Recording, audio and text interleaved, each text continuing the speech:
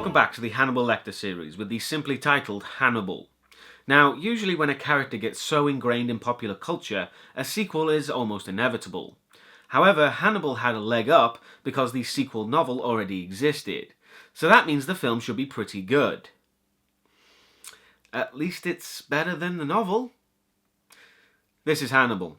The film begins with Barney, played by Frankie Faison, who's unfortunately the only actor apart from Hopkins to return for this film, and he's taken to the frankly hideous, inside and out, Mason Verger, who's asking Barney about Lecter and his relationship to Clarice Starling, clearly being paid for what information he can provide on Lecter.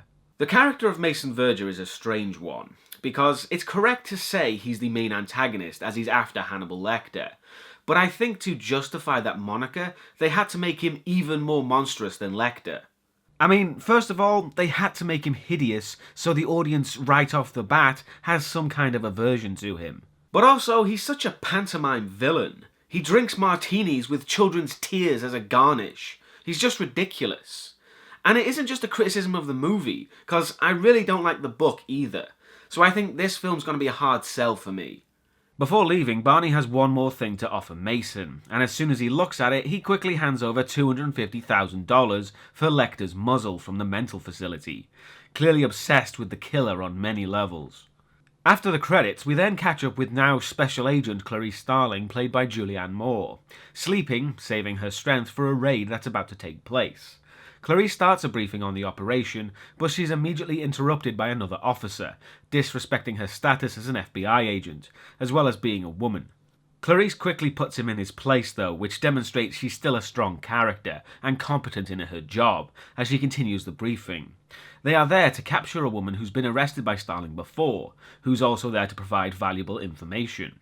So I really don't understand the whole aggressive to authority trope the film employs, which isn't over by the way. It's just a way for Starling's operation to go completely foobar and for our hero to start off in a bad place in a very quick way, even if it doesn't really make much sense.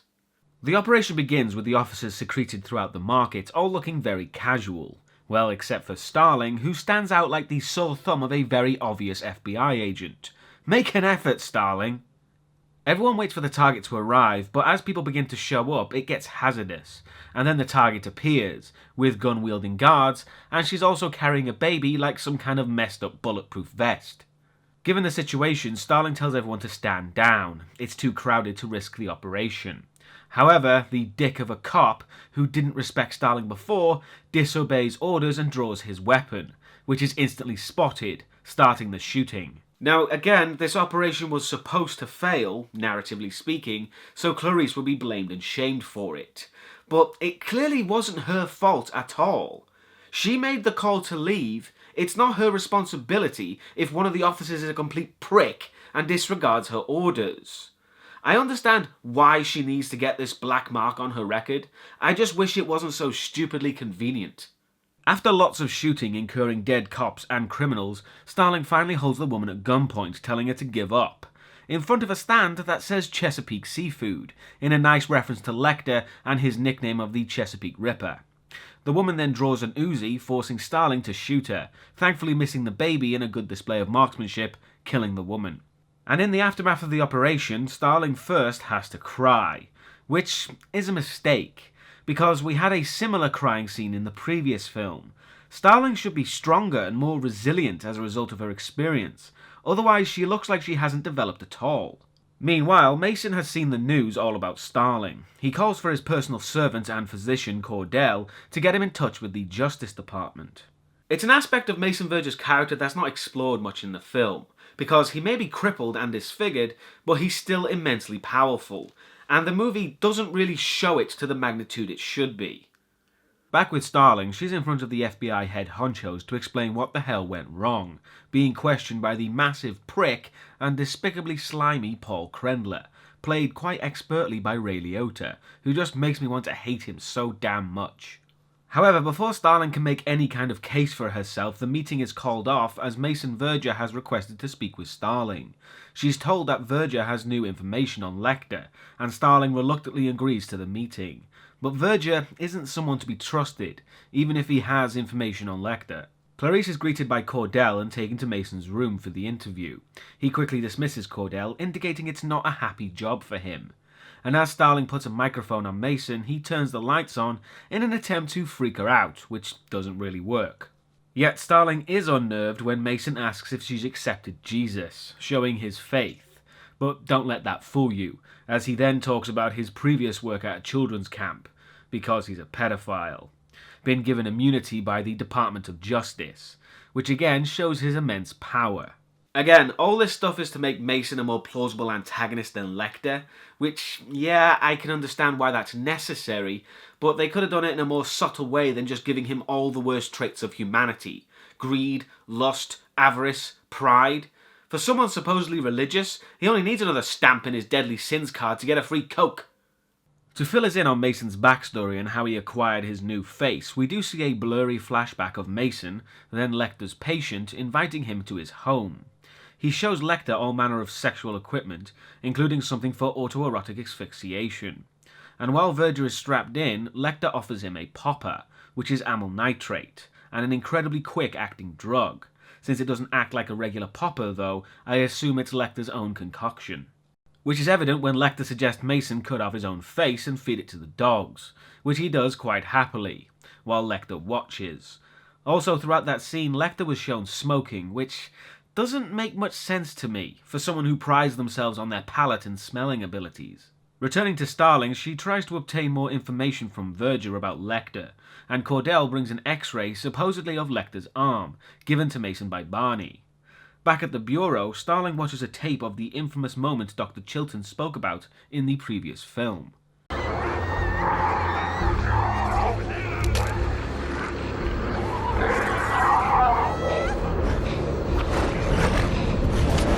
Now, was it honestly necessary for us to see that moment? It doesn't make it any better or more shocking, it just ruins the mystery. Again, this film is as subtle as a fart at a funeral.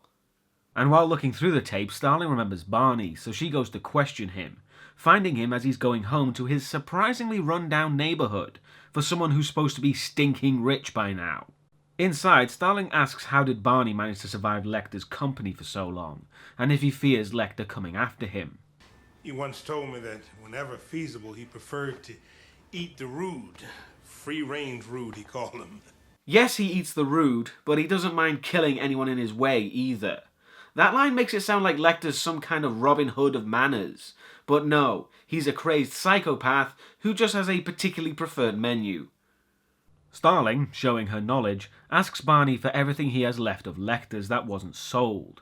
Barney retrieves them, and he also hands over the tapes Dr. Chilton recorded of Lecter's conversation with Clarice and Barney. And while Clarice listens to an excerpt from the tapes of Lecter wanting a view, it leads us into the second act in Florence, with the exact same image of the Duomo as seen from the Belvedere that Lecter drew in the previous film. Inspector Pazzi is introduced, who, as stereotypes go, plays the part of the grizzled, morally ambiguous cigarette-smoking detective almost to a T.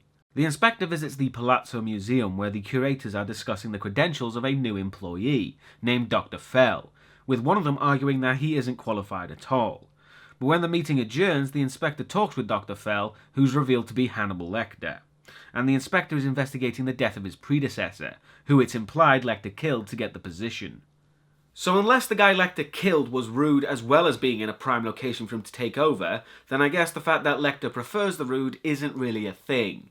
Because let's be honest, in this film and the previous one, the only people we saw Lecter kill were people in his way. That's pretty much it. I'm not saying their characterization of Lecter is wrong. All I'm saying is that the movie is doing a terrible job of convincing me that's who he is.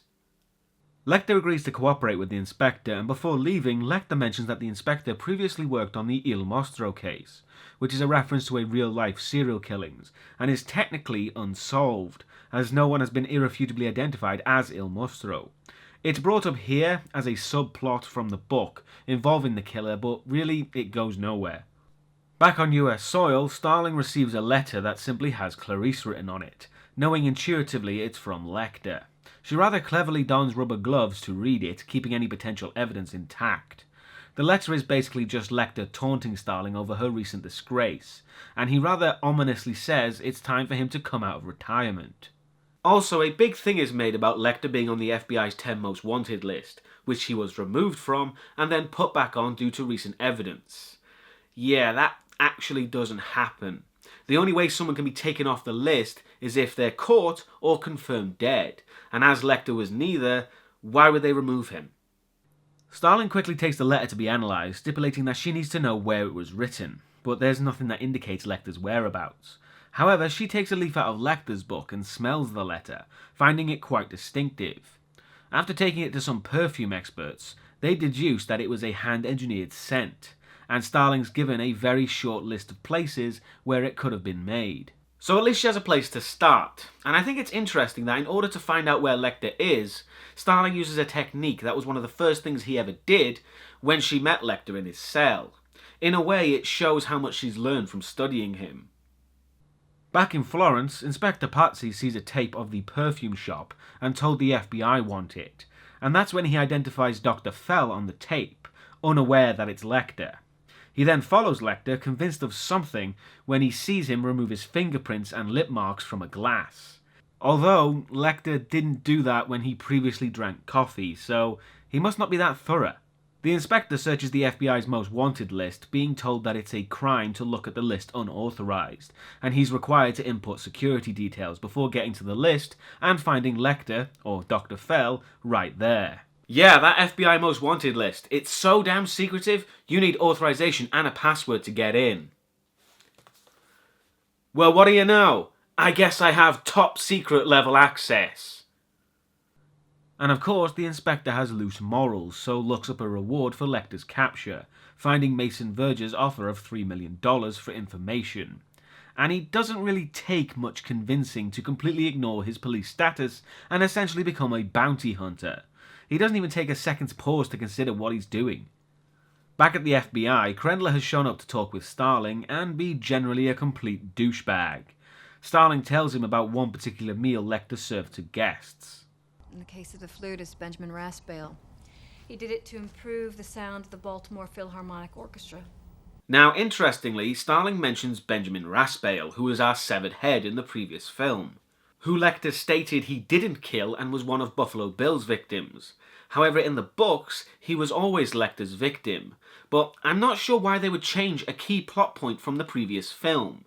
Yes, it's more accurate to the book, but it makes no sense to be in the sequel film. Starling mentions the menu Lecter served with Raspail sweetbreads, which included a $700 bottle of Montrachet, to which Krendler responds, I always figured him for a queer. His death can't come soon enough.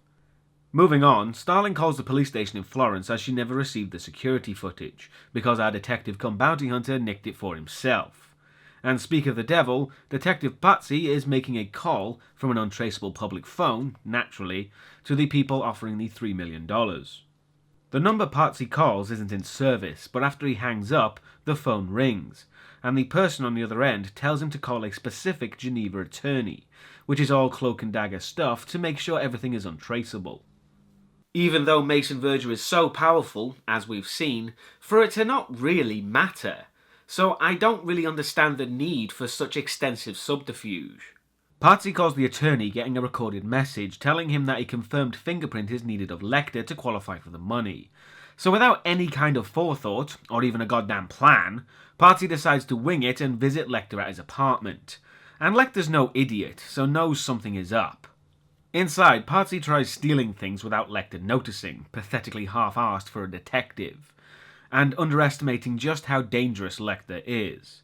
But it is pretty much stated outright just how much over his head Pazzi is.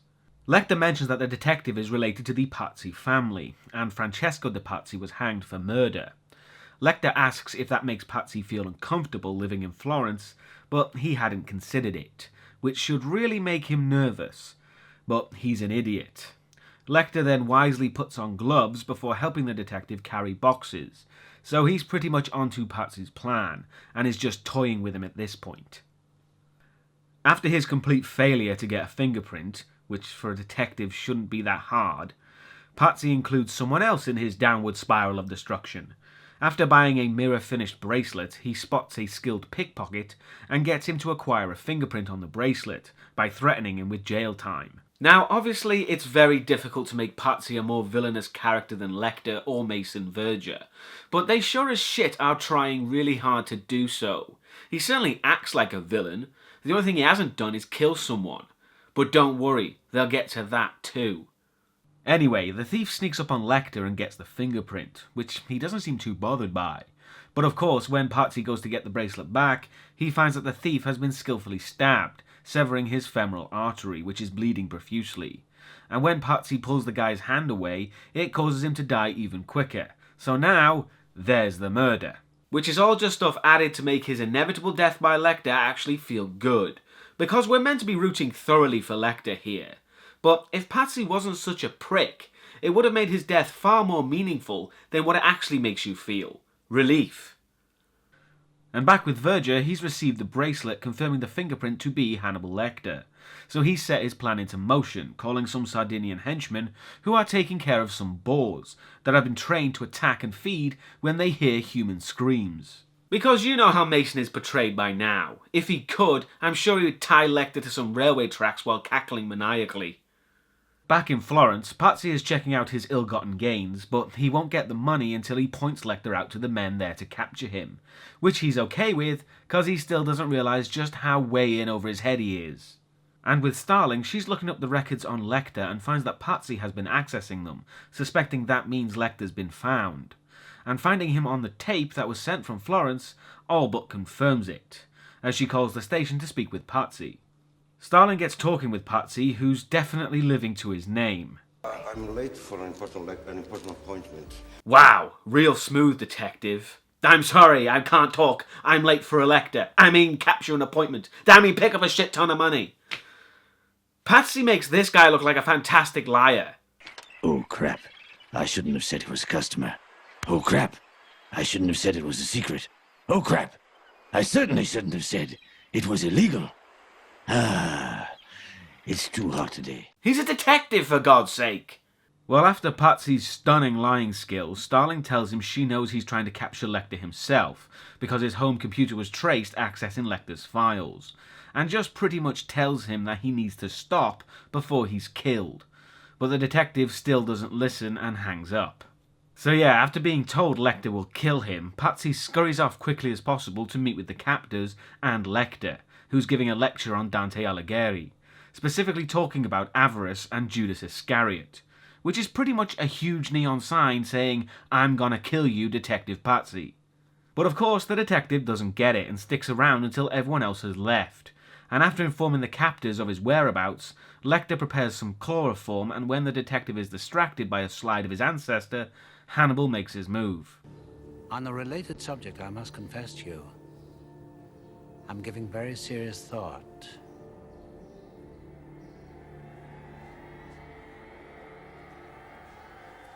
to eating your wife. I gotta confess that Hopkins' delivery of that line is damn near perfect, especially with that sly little wink in there too. It sums up everything you need to know about Lecter in just a few seconds.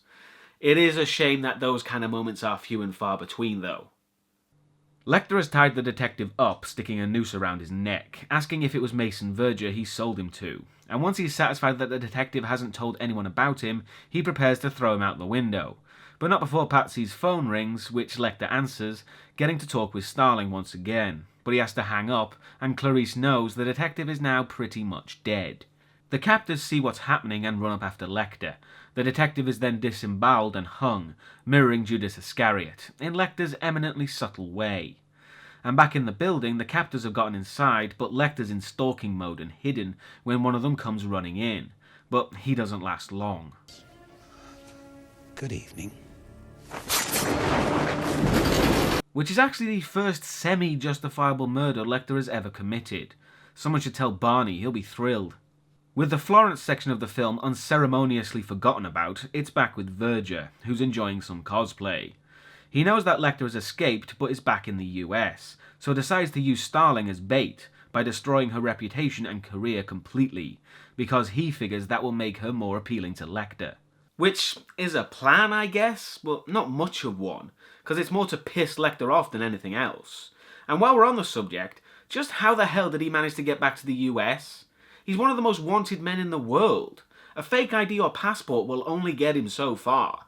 You'd think the airports would be watched. And Mason's lackey, Krendler, is given a note written by Verger impersonating Lecter to implicate Starling in holding evidence on him. And in the office, Starling is forced to relinquish her gun and badge, but before leaving she tells them all about Verger and Krendler's collaboration, which doesn't do much.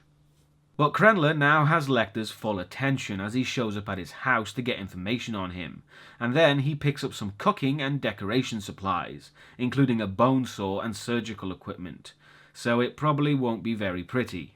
Starling gets home, and while she sleeps, Lecter arrives to mess around with the place, so when she wakes up, Starling's phone rings, with Lecter on the other end with a few instructions. She does think to take a gun with her though, as she leaves following Lecter's directions. They talk about how the FBI has cast her off, and while he walks, Starling can recognize sounds around Lecter to try and locate his position. However, at the same time, Starling notices she's being followed, but Lecter knows and doesn't really care. Even when he brushes past Starling, he's surprisingly cavalier for a man on the run. Clarice spots a photo booth taking pictures, but inside is just a pair of shoes from Lecter, obviously as some more preparation for what he has planned for Krendler. However, outside, Lecter isn't so lucky being unseen, as he's quickly tasered and dragged into a van, but Clarice saw everything and knows where they're going. She tells everything to the FBI, who actually listen this time, but when they search Verger's property, they don't find anything. Lecter is taken to Mason for a little chat, who tells him what he has planned, which is to feed Lecter to his wild boars feet first. But despite that, Lecter is his calm self. I guess you wish now you'd fed the rest of me to the dogs. No, Mason. No, I much prefer you the way you are. Which is probably quite a big slight to Mason, considering how proud he must be to be the only survivor of Lecter, defying him in a way. But really, Lecter doesn't even care about him, and prefers him the way he is, matching his own inner ugliness. Lecter is taken to the boar pit and given his muzzle, cause he can't seem to get away from that thing, and outside Starling has shown up to rescue Lecter. Now that's a really weird sentence to say.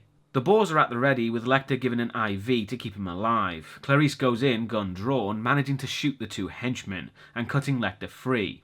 He tells her to watch out for the third guy in the loft, who she shoots, but not before being shot herself, and the boars get free, completely ignoring Lecter, eating the henchman instead.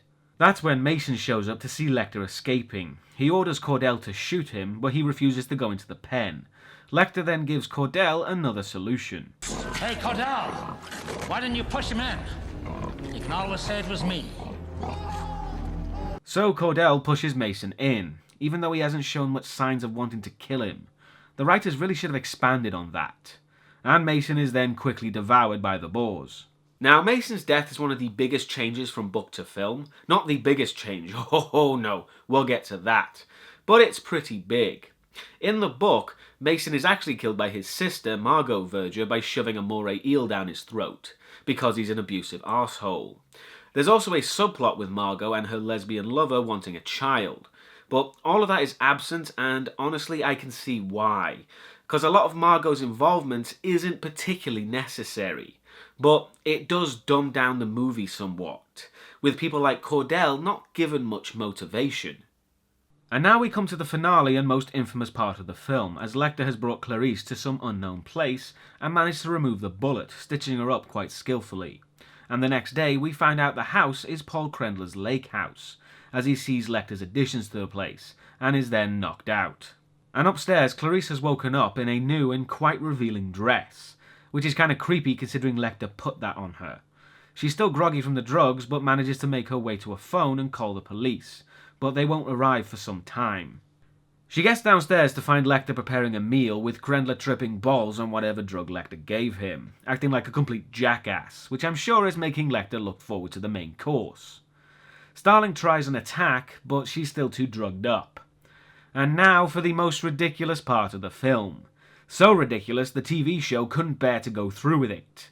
But Lecter opens up Krendler's brains and proceeds to cook parts of it, feeding it back to him. And I know it's also in the book, but from now I will be equally critical of the book as with the film. Firstly, the brain scene is just flat out stupid. It's not scary, it's not shocking, it's just over the top. The first film, which had barely any gore, was far more shocking and tense than this scene. It turns this thought-provoking series into something that's just silly.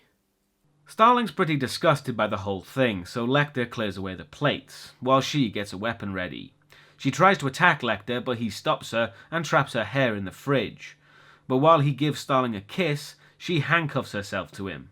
And it cannot be overstated just how different this ending is to the books. And in my opinion, the book's ending is simply the worst on every level. Cause basically in the book, Lecter mentally tortures Clarice for a while, and then, after sucking on her nipples, yes, that really happens, she joins him in eating Krendler's brain, and they go off together as a loving, murderous couple. Which just ruins Starling's character.